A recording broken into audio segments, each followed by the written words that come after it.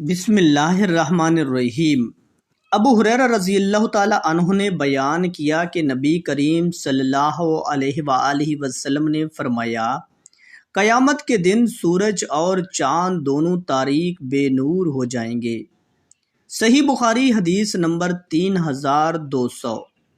عبداللہ بن عمر رضی اللہ تعالی عنہ نے بیان کیا، وہ نبی کریم صلی اللہ علیہ وآلہ وسلم سے نقل کرتے تھے کہ آپ صلی اللہ علیہ وآلہ وسلم نے فرمایا کہ سورج اور چاند میں کسی کی موت و حیات کی وجہ سے گرہن نہیں لگتا، بلکہ یہ اللہ تعالیٰ کی نشانیوں میں سے ایک نشانی ہیں، اس لیے جب تم ان کو دیکھو تو نماز پڑھو۔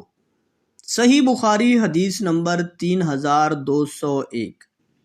عبداللہ بن عباس رضی اللہ تعالی عنہ نے بیان کیا کہ نبی کریم صلی اللہ علیہ وآلہ وسلم نے فرمایا، سورج اور چاند اللہ تعالیٰ کی نشانیوں میں سے دو نشانیاں ہیں، کسی کی موت و حیات سے ان میں گرہن نہیں لگتا، اس لیے جب تم گرہن دیکھو تو اللہ کی یاد میں لگ جایا کرو۔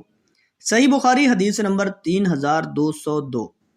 ام المومنین عائشہ صدیقہ رضی اللہ تعالی عنہا نے خبر دی کہ جس دن سورج گرہن لگا تو رسول اللہ صلی اللہ علیہ وآلہ وسلم مصلی پر کھڑے ہوئے، اللہ اکبر کہا اور بڑی دیر تک قرات کرتے رہے۔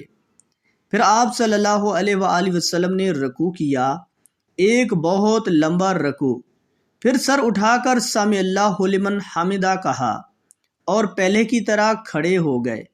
اس قیام میں بھی لمبی قرات کی، اگرچہ پہلی قرات سے کم تھی، اور پھر رکوع میں چلے گئے اور دیر تک رکوع میں رہے، اگرچہ پہلے رکوع سے یہ کم تھا۔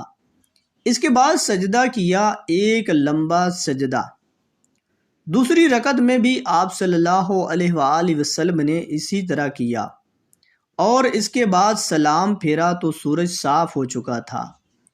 اب آپ صلی اللہ علیہ وآلہ وسلم نے صحابہ کو خطاب فرمایا اور سورج اور چاند گرہن کے متعلق بتلایا کہ یہ اللہ تعالیٰ کی نشانیوں میں سے نشانیاں ہیں، اور ان میں کسی کی موت و حیات کی وجہ سے گرہن نہیں لگتا، اس لیے جب تم گرہن دیکھو تو فوراً نماز کی طرف لپک جاؤ۔